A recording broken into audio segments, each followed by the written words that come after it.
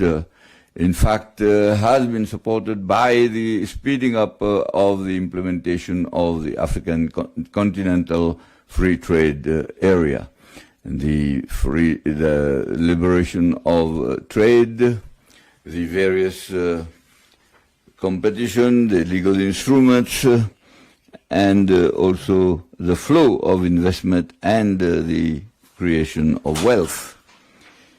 There is no doubt that in the presentation of his report, the champion of the AFCFTA will be dealing with these issues, particularly e-commerce, the contribution of women and youth to trade, the trade facilitation projects and actions in general. Excellency, ladies and gentlemen, such progress cannot hide the constraints, the structural constraints that have always impeded our march. I want to point out the difficulties of financing for the implementation of the infrastructure program at the continental level. The deterioration, microphone of the chairperson, microphone of the chairperson, microphone of the chairperson.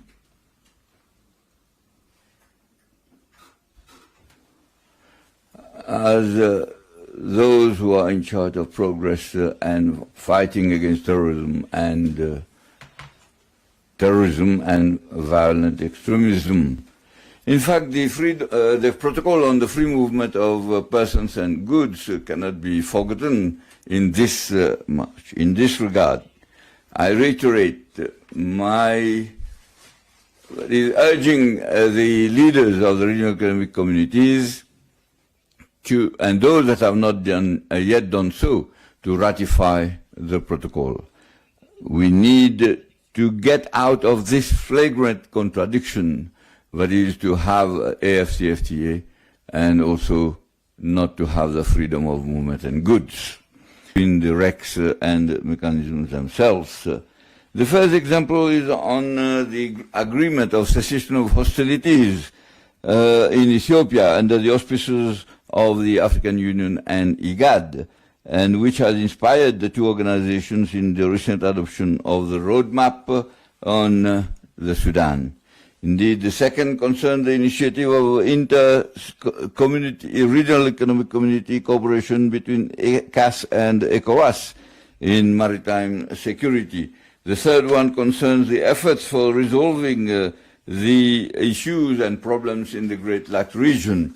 In fact, a quadripartite summit that was convened in Luanda on 27 June between the East African Community, the International Conference on the Great Lakes region, the ECAS and SADC. The fourth one relates to the contribution of AUDA and EPAD to strengthening the infrastructure, the fight against climate change and food security. The fourth one is embedded in the platform of exchange of information in real time between the RECs and the regional mechanisms, the member states and the Commission of African Union, as prepared for within the framework of conflict prevention and management. In fact, to institutionalize this coordination and to give it a more formal the division of labor between the African Union, the regional economic communities, the mechanisms, member states, indeed, is on your agenda and is being finalized. In fact, a retreat that was held last month between the PRC and the Commission was held in Kigali, and then we are waiting for the final report in order to enrich the final report that will be presented and then be considered by the regional economic community. In fact, the functional optimum functionality, the coordination should extend its field of action to include such as the financial institutions, the think tanks, the various research institutions, the UN Economic Commission for Africa, and the civil society and the private sector. In fact, the integration that we are talking about should and be built only by taking into account the geopolitical situations and the economic situations as they are happening in the world, because Africa is suffering the consequences of world governance and the effect of the financial crisis which is felt by Africa. In fact, Africa should come up with its own African common position dealing with trade, migration, development financing, and the conflict resolution. Talking of climate change, we have seen the consequences, and President William Ruto, in his capacity as the chairman of the the Committee of African Heads of State on climate change, in fact, has been fine-tuning the presentation and defending the interests of Africa. Peace and security in Africa and in the world, in fact, is a major source of concern for us.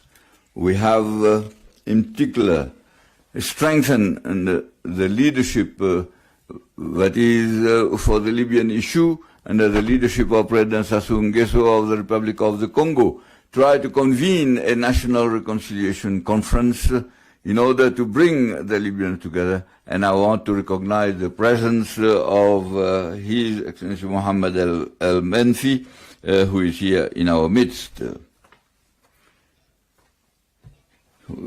The Sudanese crisis, which is a very serious thing, in fact, should mobilize our efforts with IGAD and others. We need to mobilize humanitarian aid and bring the Sudanese themselves in an inclusive dialogue in order to come up with a civilian government that will be able to implement an emergency economic, humanitarian and security program, and as soon as possible. The meeting of the neighboring countries in Cairo, held 3 days ago at the initiative of His Excellency President Al-Fattah al-Sisi, in which I participated, in fact has strengthened and enhanced the mobilization of Africa in solidarity. In fact, it is crucial, and we give special attention to the coherence and also the efforts that we are making together with the international community in order to ensure an orderly African leadership on this African problem, which is very sensitive.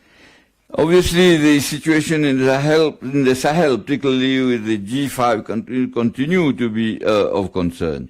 Several countries in this area, in this region, and the various attempts that have been made for a transition, in fact, to have democratic elections.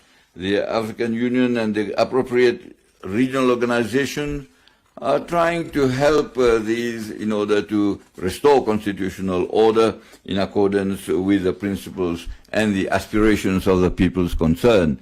In the Horn of Africa, in Somalia, despite the remarkable efforts by the leadership of President Hassan Sheikh Mohammed, with the support of ATMIS, the situation still remains fragile. Excellencies, ladies and gentlemen, the problem of development financing of Africa, in fact, is at the top of our agenda. I have the pleasure to appreciate the initiatives taken by the African Development Bank under the leadership of our brother, Dr. Desina, and the impetus he has given to financing of integration and regional integration. Indeed, we need to assert here that is Africa to assert its ambition of development on this issue.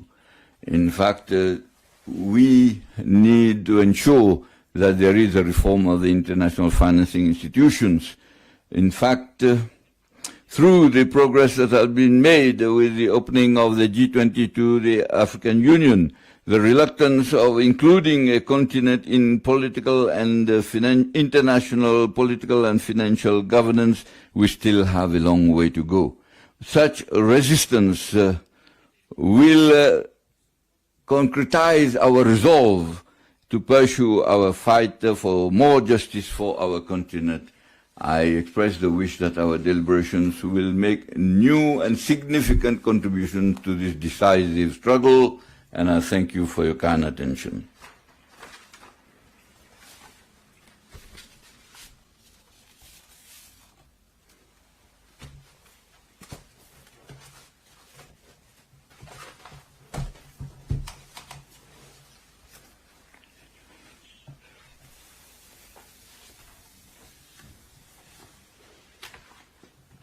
The important role of the United Nations as the key contributor to an empowered and transformed Africa, in line with the Sustainable Development Goals and Agenda of 2063, I now have the pleasure to invite Her Excellency Madame Amina Mohammed, Deputy Secretary General of the United Nations, to deliver her statement.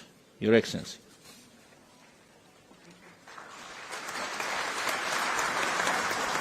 Thank you.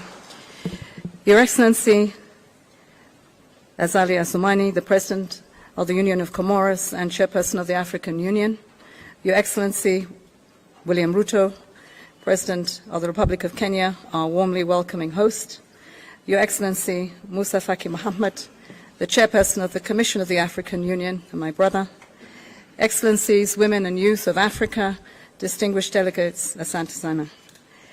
It is really a great honor to join you at the 5th mid-year coordination meeting of the African Union, the regional economic communities and the regional mechanisms. I would like to thank the Government of Kenya for the warm welcome home and the African Union for inviting me to share some reflections. This year's meeting provides us with yet again another unique opportunity to consolidate common ground in shaping and implementing Africa's narrative to meet the ambitions of Agenda 2063 and the aspirations of African people. Excellencies, today our world continues to face unprecedented crises, from the socio-economic impacts of COVID-19, a climate emergency, and the knock-on effects of the war in Ukraine. None of us need reminding that Africa played no part in creating any of these challenges. Unmet commitments by the international community to financing, to climate action and adequate humanitarian responses have further aggravated the obstacles to the efforts made by Africa and its leaders to implement Agenda 2063. Meanwhile, we see renewed conflict and extremist terrorism are wreaking havoc across the continent, resulting in lost decades of development and millions of displaced persons and refugees. These calamities are leaving a generation of our young people, especially women, with the anxiety of a tortured present and a deeply uncertain future. Let me salute you as African leaders. Against this challenging global and continental backdrop, you continue tirelessly, day after day, here and abroad, to make the powerful case for Africa. Africa as the new horizon of possibility and as the source of solutions for its own challenges and those of the planet. Excellencies, you have the United Nations' complete solidarity. In just one important demonstration of this support and solidarity, the Secretary-General continues to call the G20 for meaningful climate action that will end the addiction to fossil fuels so that we may address the imperative of a 1.5-degree world. He also continues to call loudly for the SDG stimulus, tackling debt distress and increasing fiscal space through the reallocation of additional SDRs to the African Development Bank initiative, and the reform of the current global financial architecture, which is today morally bankrupt. Excellencies, if African solutions to African challenges and opportunities are to be more than a slogan, we must have a strong voice in the G20, defining Africa's innovation and ideas, and we must also have unified action by African leaders to disrupt the unacceptable status quo. We applaud the strong voices of President Ruto, President Macky Sall, and President Ramaphosa at the recent summit of a new global financial pact in Paris. You're here today to discuss, among other very serious issues, the African Union's reforms, the second 10-year plan of Agenda 2063, governance issues, and the work of the regional economic communities and mechanisms.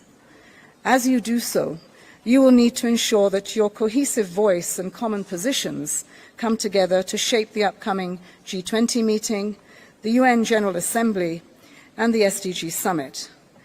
It will also inform the Climate Action Summit, the commemoration of the UN Declaration of Human Rights at 75, and the World Bank IMF fall meetings on reform, and then the last of the meetings of the year, the Paris climate stocktaking at COP28. The United Nations remains committed to accompanying the continent with the framework of Agenda 2030 as it informs Agenda 23, but also as you navigate these international rough waters and through these milestone summits. Finally, Excellencies, allow me to end with a plea to all of you. As an African woman and a very proud Nigerian, mother of 6 and grandmother of 4, I have an intergenerational stake in Africa. The continent faces a moment of reckoning when the world appears to take its gaze off Africa. We may appear down, but we are far from out. And as our leaders, we continue to count on you to forge a path towards delivering the vision for Africa that is enshrined in the 2063 agenda. Excellencies, this will not happen unless we stand united, with no light between you. As we say in Africa, if the wall cracks, the lizard will enter. And it needs you to be determined to live up to the courage of our convictions with a sense of urgency. It is this unity that we must draw from on the depths of Africa's turbulent history, but also our shared values and a sense of common purpose. Ultimately, Excellencies, it is Africa's very dignity that is at stake for us and future generations. In the words of late Kwame Nkrumah, who inspired Agenda 2063, I quote, "We in Africa, who are pressing now for unity, are deeply conscious of the validity of our purpose. We need the strength of our combined numbers to protect ourselves from the very real dangers of colonization returning in disguised forms." Excellencies, ladies and gentlemen, friends, the women and youth of Africa, thank you for this opportunity, and I wish you constructive and productive meetings. Asante sana.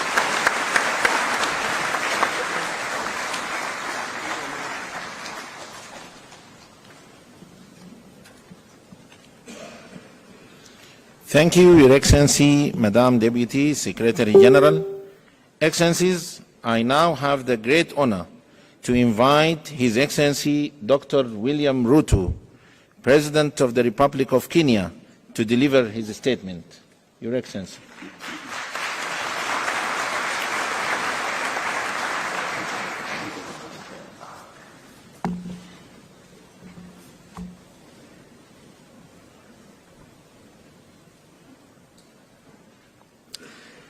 Thank you very much. Your Excellency Azali Osmani, President of the Union, heads of organs and institutions of the Africa Union, regional economic communities and regional mechanisms, Honorable Ministers, the Honorable Anwai Guru, Chairperson of Council of Governors, the Honorable Johnson Sakaja, the Governor of the City of Nairobi, Honorable Members of Parliament, Excellencies, ladies and gentlemen. I am greatly honored and delighted and I have a high privilege to have this opportunity to welcome you to the city of Nairobi and to Kenya. The opportunity to host this summit and your visit to our country does a tremendous honor to our nation. I welcome all of you, Your Excellencies, Ministers, and our friends from across the continent and beyond to Kenya. Let me just give you one or two tips about Kenya. First, around the city of Nairobi, it is a city that has a canopy of very green on one side and also a national park in the city. In the national park, which is maybe 10, 15 minutes from your hotel room, we have wildlife, lions and all manner of wildlife. We have tried to fence, but sometimes, as you know, wild animals, they break away from the fence.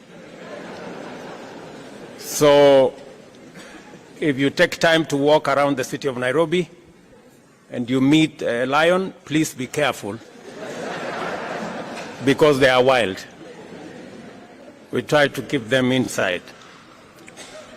Secondly, let me also welcome you to Nairobi, to Kenya, and to give you some information that scientists, and I am one of them, have proven that the earliest remains of man are in Kenya. And therefore, for those of you who know the history of humankind, this is where humanity began. And so while you are here and you feel at home, it is because you truly are at home. So,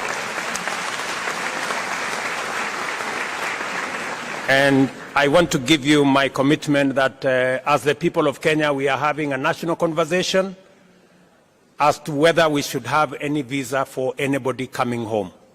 So next time, next time you come to Nairobi, you might not need a visa.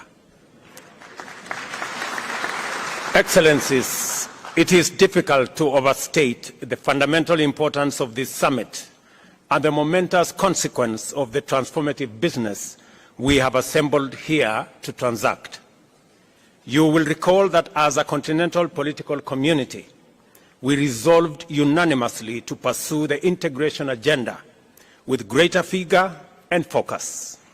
This commitment was underscored by the decision to formulate a suitable framework to effectively coordinate the diverse efforts undertaken through our 8 regional economic communities and various mechanisms that is part of the ecosystem of the AU.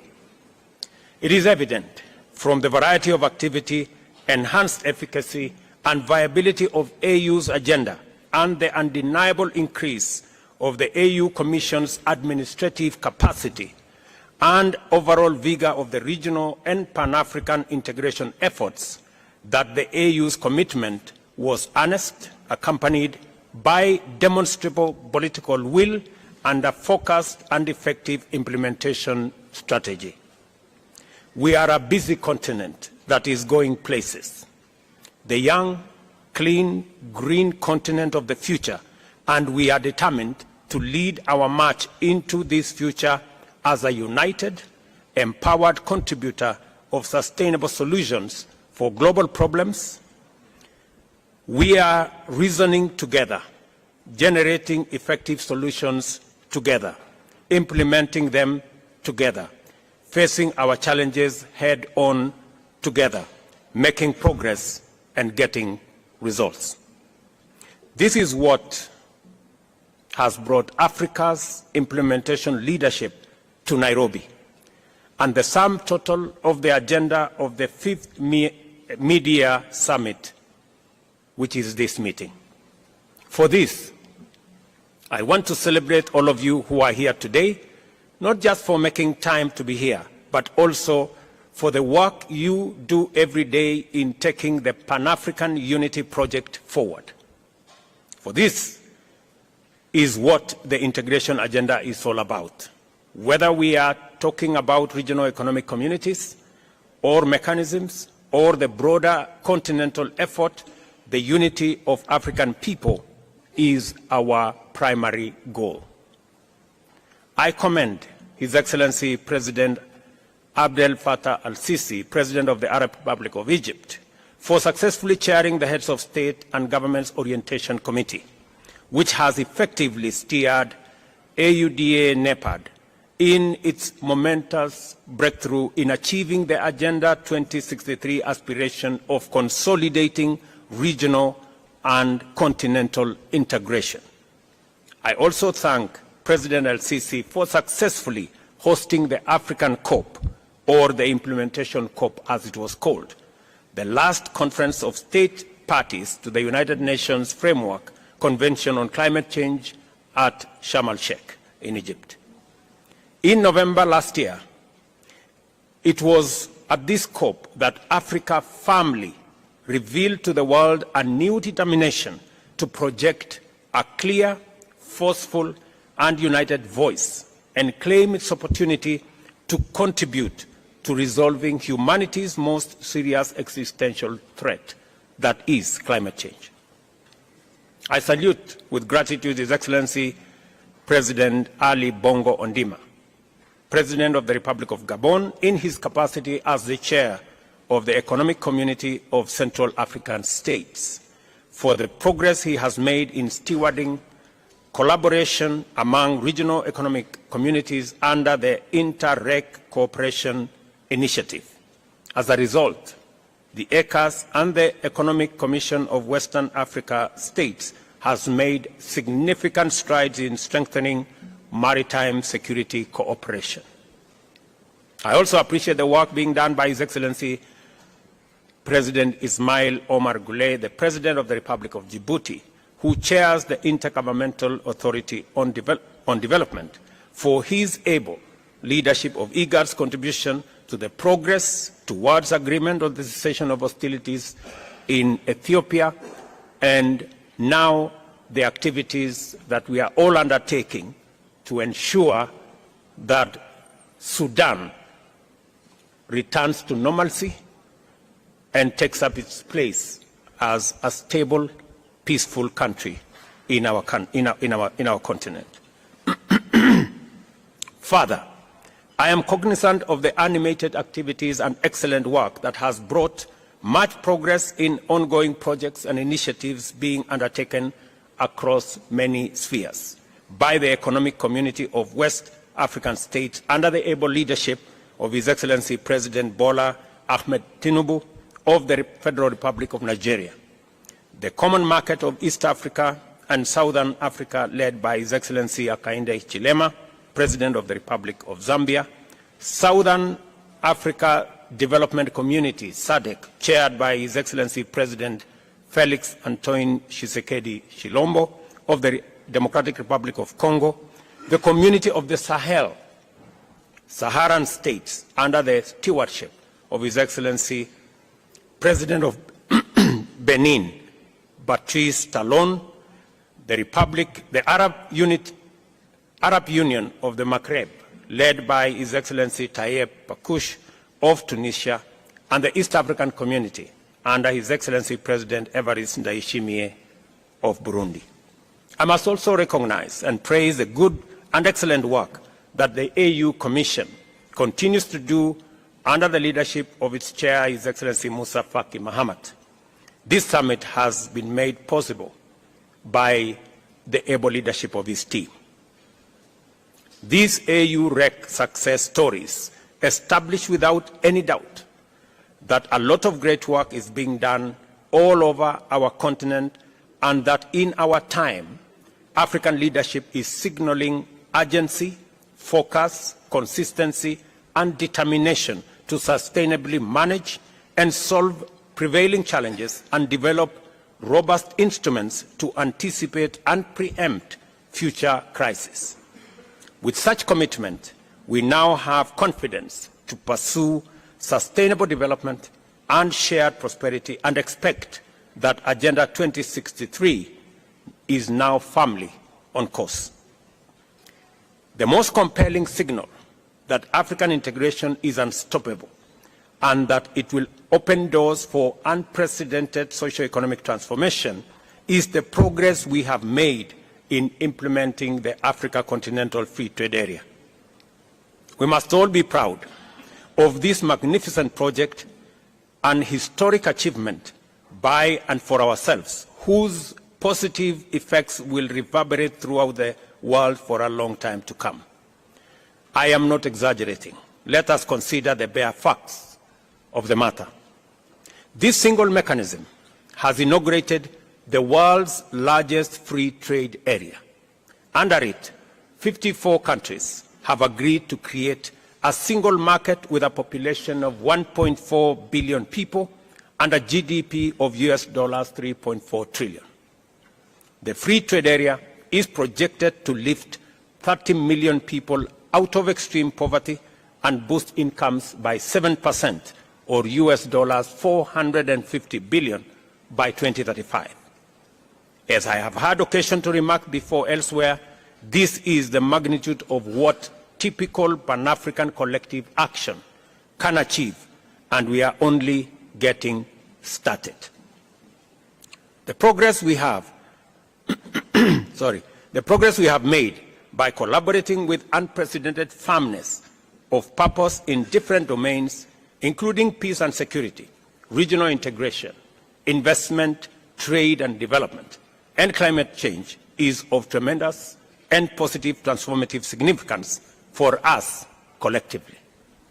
Agenda 2063 is our blueprint to deliver the Pan-African vision of an integrated, prosperous and peaceful Africa driven by its own citizens, representing a dynamic force in the international arena. Therefore, it is more critical now than ever before that we marshal our collective consciousness, willpower, solidarity and unity to fulfill our fundamental generational mandate of introducing Africa as a new global power, ready and able to provide leadership towards a new industrial age that shall simultaneously usher in an era of inclusive development, shared prosperity, and effective climate action.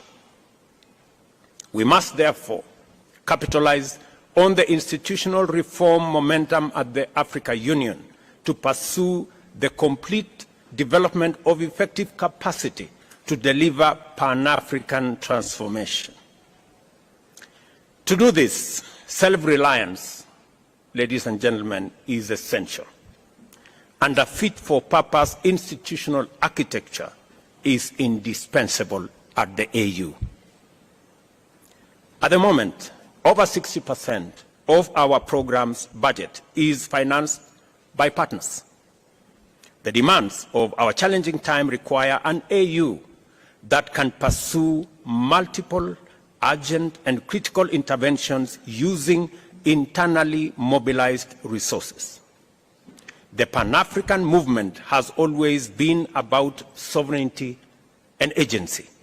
First and foremost, chronic dependence, even on well-meaning partners, is starkly inconsistent with the aspiration of independence, sovereignty, and agency.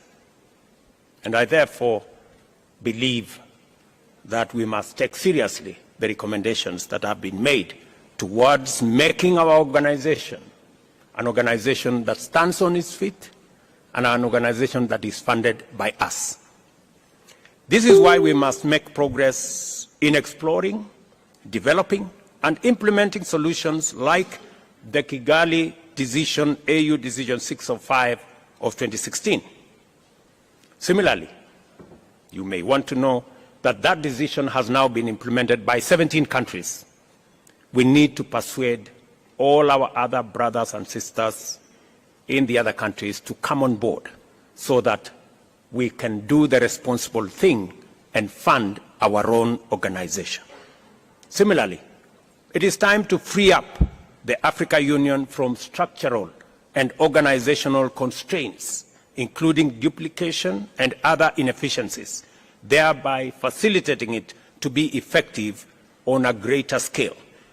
As a starting point, defining the roles and functions of different organs and instruments more clearly is unavoidable. The coordination, administrative, and implementation mandate of the Commission, the legislative and oversight function of a strong Pan-African Parliament, and the political leadership, ownership, and broad policy direction of the Council all need to be reflected more clearly through rational structural delineation. I hope, it's my prayer, colleagues, ladies and gentlemen, that we finally make the right decision and build an organization that is fit for purpose, that has the requisite finances, the needed voice, and the leadership that can project Africa's position much more clearly with a strong voice so that we can take our place in the community of nations. COP27 was a turning point of tremendous magnitude because it brought home to the peoples of Africa the imperative to reconfigure our model of engagement with global and multilateral frameworks in general, and the urgency of projecting a new place, role, and voice to define Africa's contribution to global development and climate action. As we reflect and deliberate upon President El-Sisi's account of his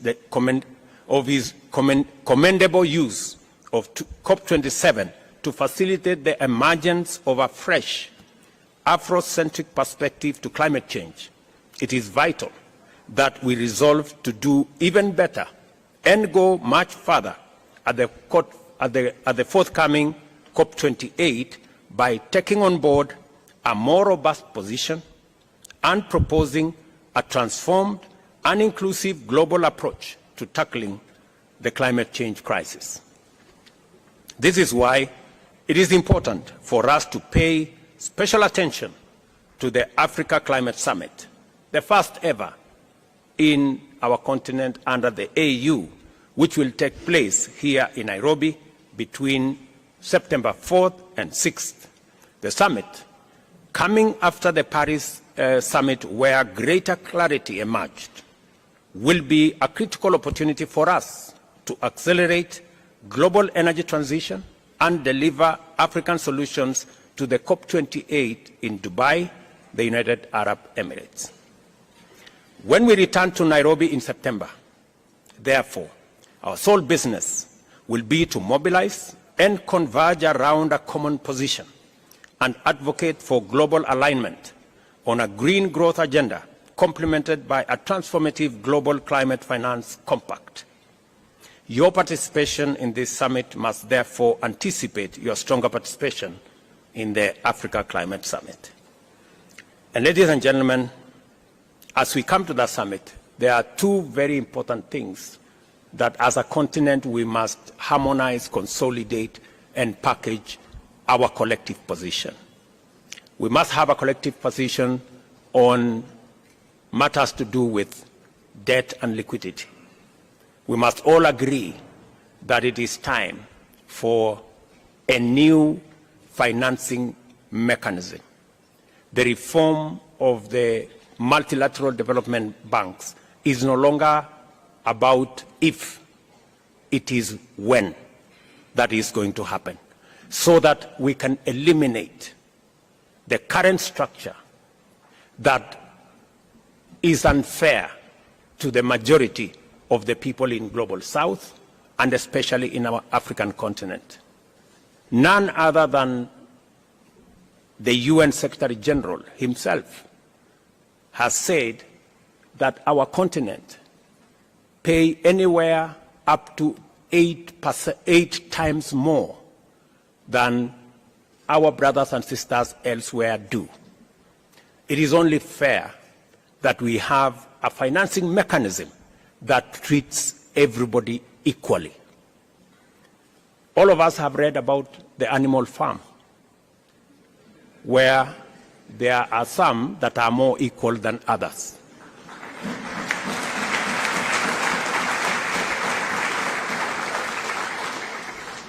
Our position is that we don't live in the animal farm, that we treat each other, and all of us are treated by a financial system equally. And all we are asking, we are not asking for one financial system that favors us. No. We are asking for a financial system that is fair for everybody.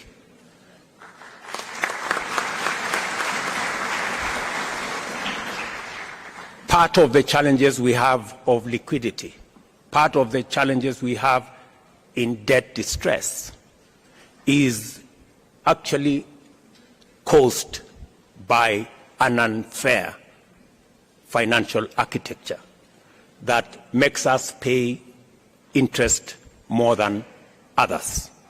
Today, we have a debt stock of $640 billion as Africans, paying close to $70 billion every year. If we had a fair financial architecture that treats everybody fairly and that does not profile Africa as risky, we would be paying less than half what we are paying today in debt repayments. So we are simply asking that we have a conversation, a candid conversation, on having a fairer financial system, and that is why the reform of the multilateral development banks is an urgent necessity.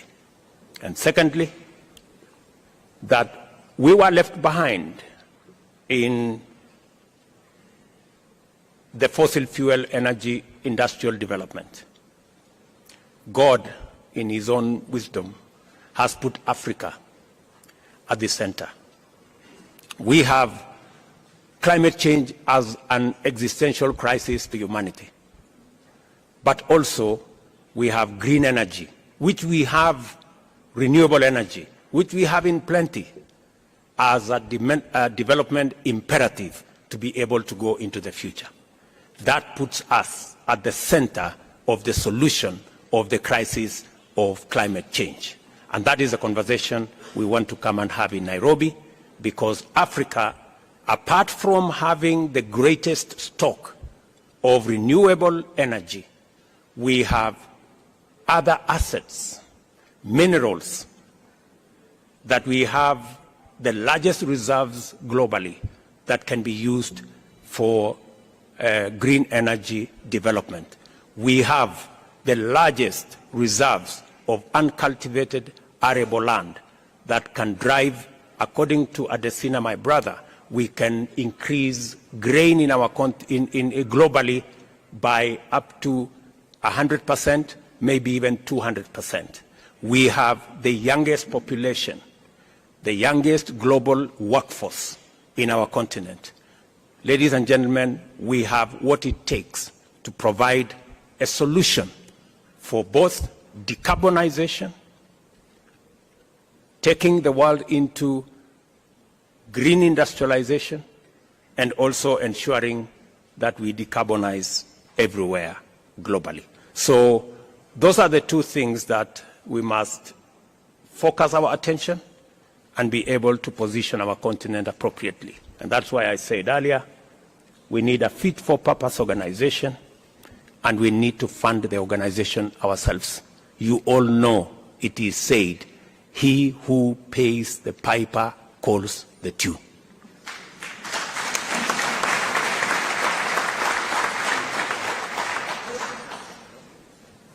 When you return to Nairobi, therefore, in September, our sole business will be to mobilize and converge our common position and advocate for global alignment, as I have said, that puts Africa at the center. I take this opportunity to once more appreciate the indispensable contribution made by the AU Commission and the leadership of its chair to all arrangements and the tremendous logistical undertaking required to prepare a successful summit. It is because of this partnership with the Commission that we have made progress in laying ground for an event that will give our continent a platform from which to launch its agenda into the global discourse. I am confident that the summit will be successful in achieving all its objectives. I wish all of us wonderful deliberations as we receive the various reports. Enjoy your time in Kenya, and God bless you. Thank you very much.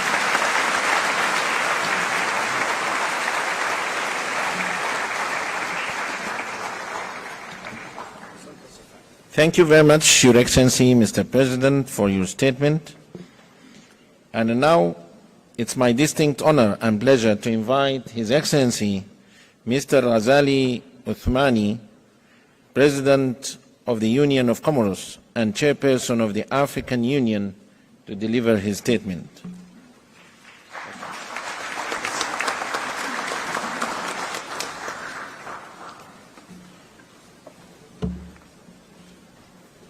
Monsieur William Ruto, Excellency Dr. William Ruto, President of the Republic of Kenya, my dear colleagues, heads of state and of government, Excellency Chairperson of the African Union, Musa Faki Mohammed, Deputy Secretary General of the United Nations, Amina Mohammed, Excellencies, Ministers, Excellencies, the Chief Executives of regional economic mechanisms and regional economic communities and regional mechanisms, Excellencies, Honorable Assalamu alaikum.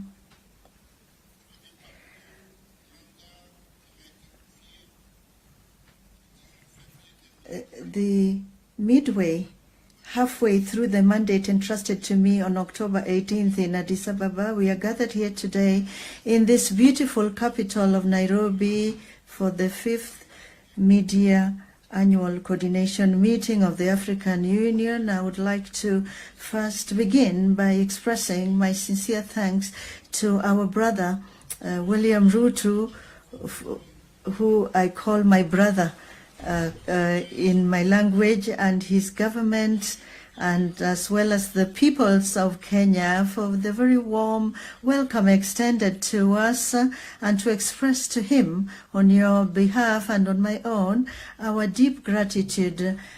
Asante sana Mheshimiwa Bwana Raisi, Your Excellency.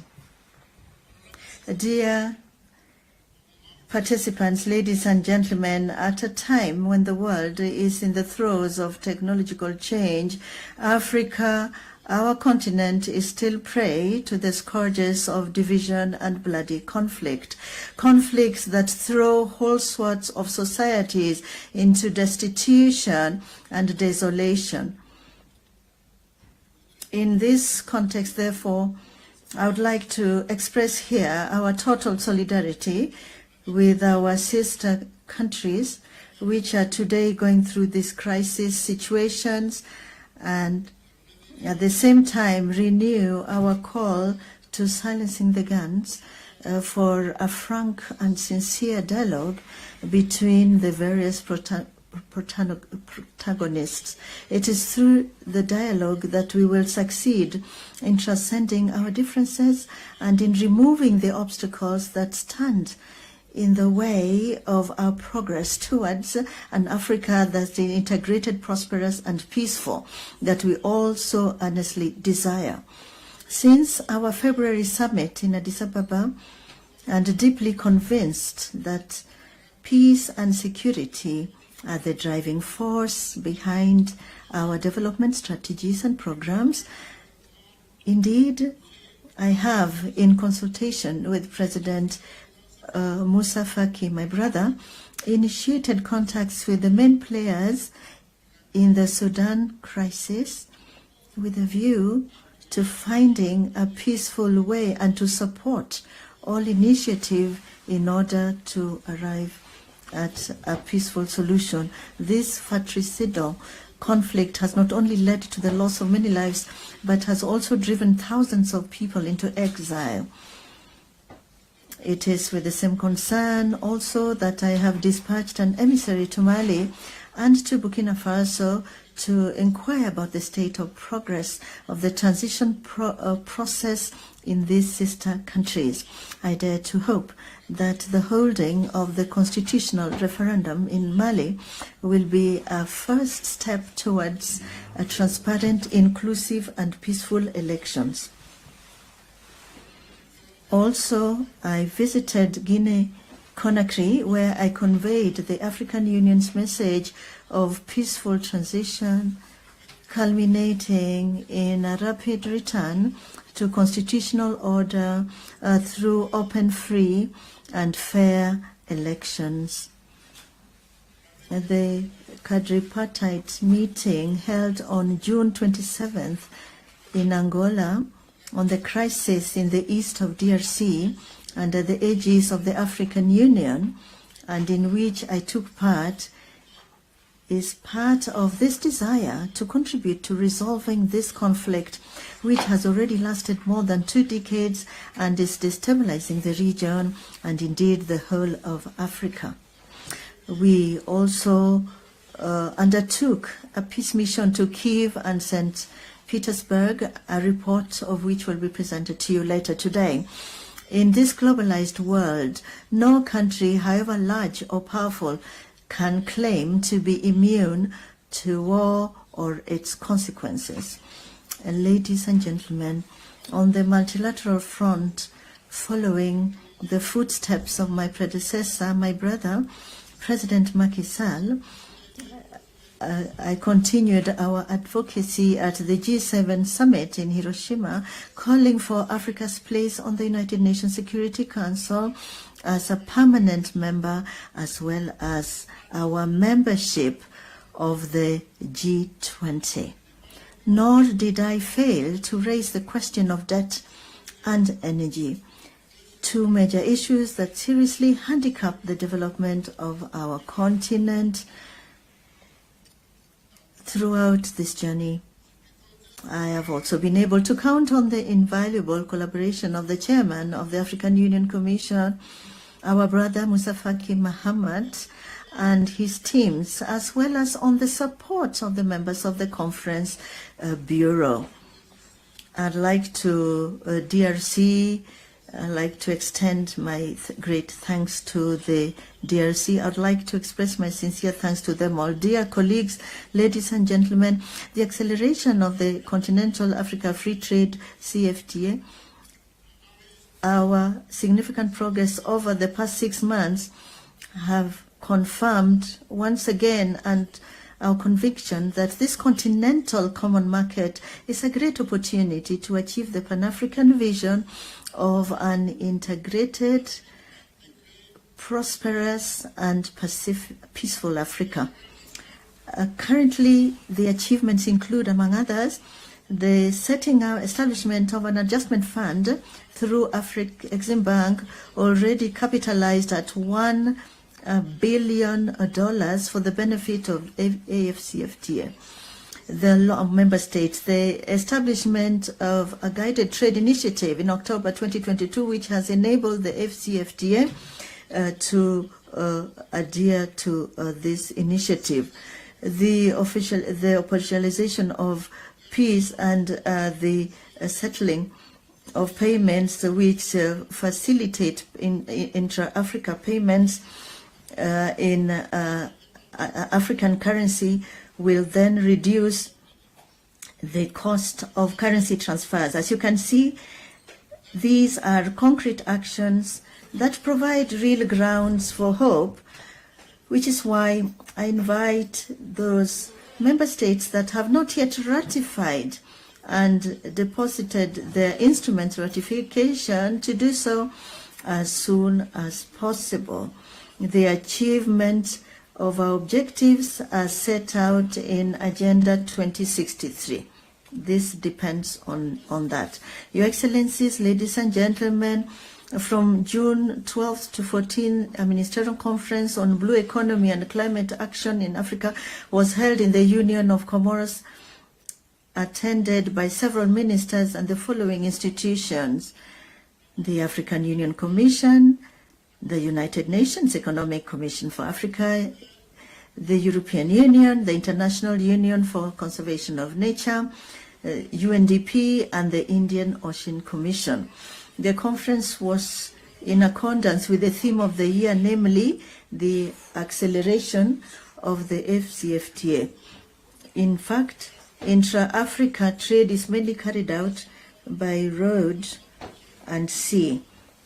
And therefore, it has now been established that the implementation of the AFCFTA could double the sea freight from 58 to 131.5 million tons. As a result, the development of the sea transport, this appears as one of the key factors for the success of Africa's economic integration. Africa's island states, despite their structural fragility, are brimming with opportunities and potential, given the vastness of their maritime space, which is why the Moroni Declaration, the outcome of this ministerial conference, through the relevance of its recommendation, should constitute our roadmap in this area. With regard to the institutional reform decided upon in 2016 by the Assembly of Heads of State and Government, to breathe new life into the African Union, we welcome the remarkable work carried out by the team of experts led by Professor Pierre Mukoko Mbonjo, who will share the main conclusions with us during this summit. The present media coordination meeting, for example, and the reduction in the number of commissioners are among the concrete results of this reform. Its aim is to enable us to evaluate, rationalize, and plan our various projects and programs in order to achieve genuine African integration.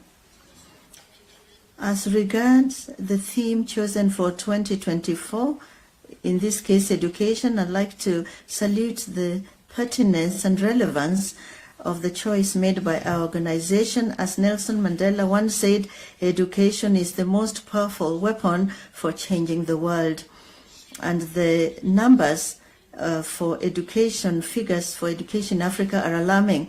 It has been established that Africa will need 17 million additional teachers to achieve universal primary and secondary education by 2023.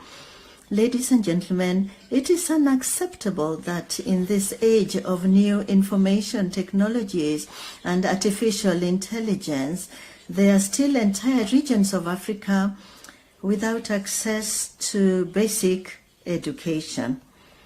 The challenge is enormous, but I'm counting on your collective intelligence to achieve concrete results and to reserve the current trends. In this ever increasingly turbulent world, we need to close ranks more than ever and to be able to face up to the challenges that are growing with each passing day. It's only together and driven by what we must henceforth be, which is our motto, African solutions to African problems, that we will achieve an Africa that is reconciled with itself, prosperous and open to the world. Strongly motivated by these principles, I remain confident that Africa and our Pan-African organization will be able to meet the challenges of our upcoming agendas, notably the Russia-Africa Summit, the Nairobi Summit on Climate Change, the G20 in India, and the COP28 in the United Arab Emirates. It's on this hopeful note that I declare open the 5th media coordination meeting of our organization. I thank you.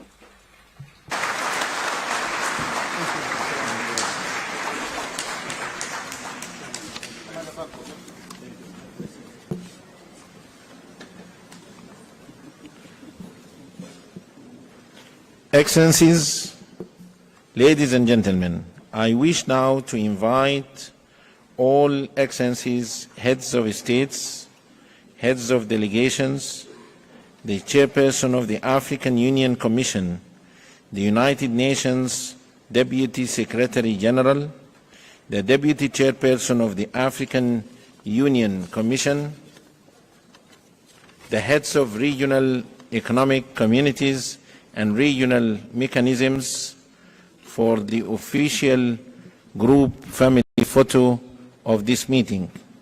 The official photo will be taken at the stairs as we exit this conference room. Your Excellencies, you will be guided by our protocol and security team. After the group photo, the meeting will resume in closed session in this same conference hall. I thank you, all of you.